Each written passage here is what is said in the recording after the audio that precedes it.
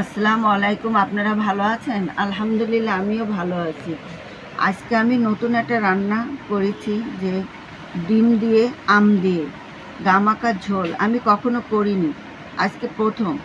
এর মধ্যে ঝাল দেবেন, চিনি দিবেন, তারপরে ঝাল টক, আমের টক, ঝাল টক মিষ্টি মিষ্টি লাগবে, খেতে খুব মজা।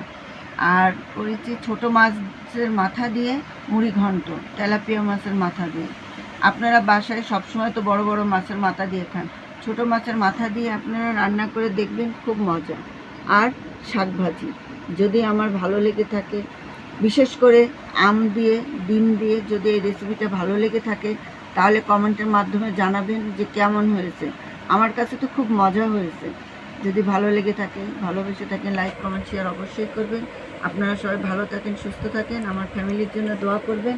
আসসালামু আলাইকুম।